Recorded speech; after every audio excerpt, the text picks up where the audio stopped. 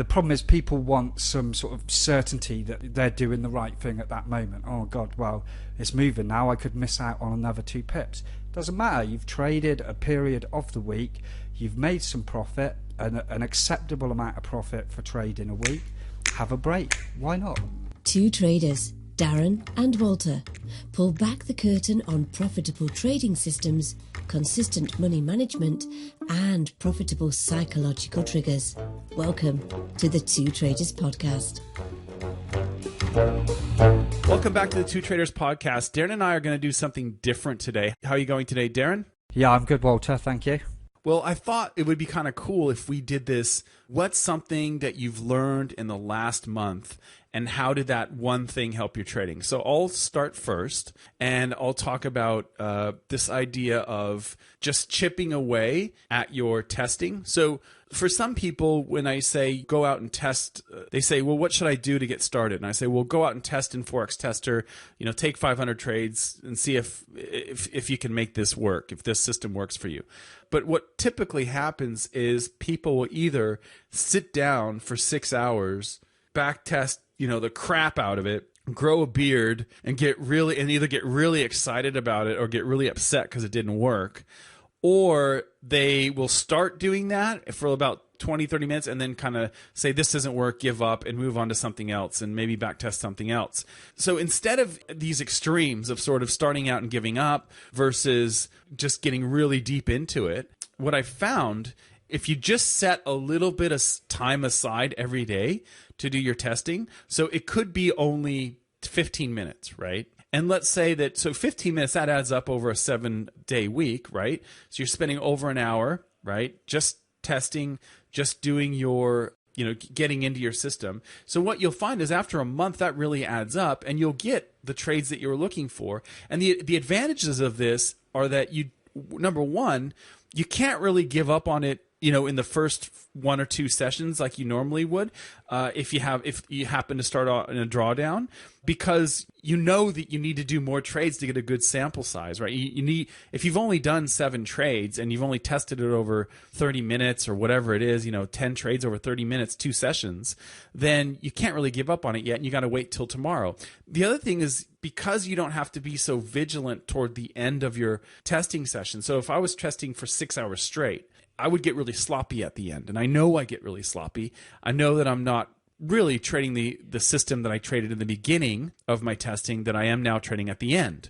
And that's just because I've gotten sloppy.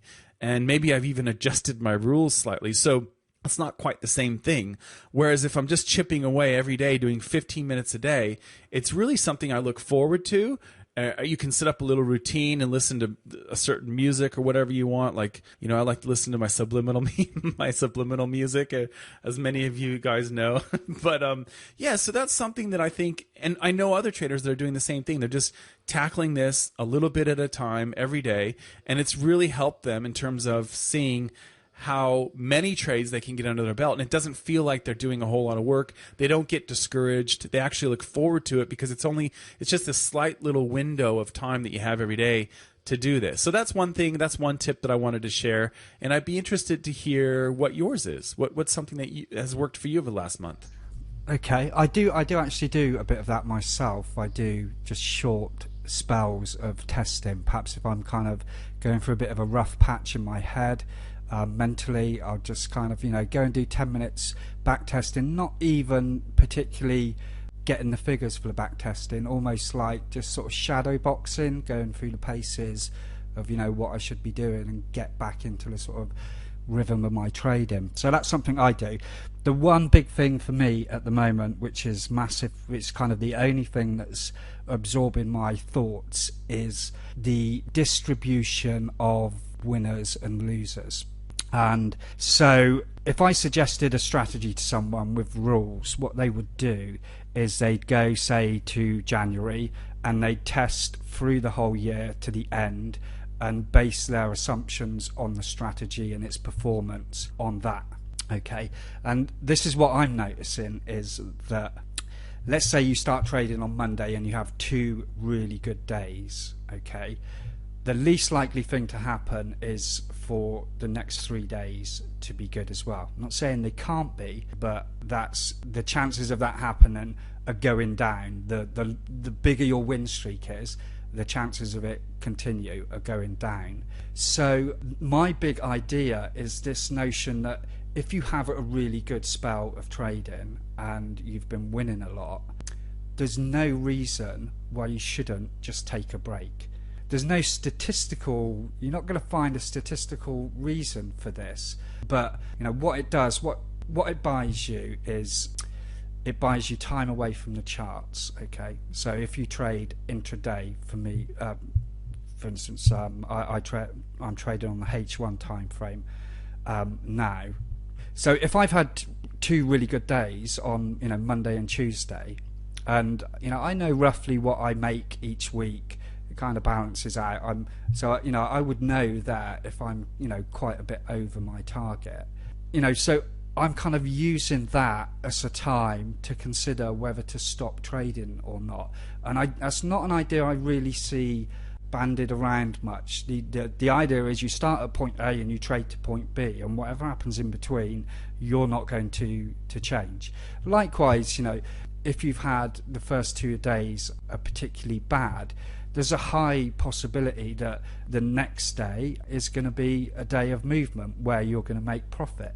So again, you can use that to perhaps make sure that the next day that you're on your game and take your trades. Whether there's any validity in this or not, it's something I'm exploring. But the market does move in this pattern of movement and then consolidation and movement and consolidation.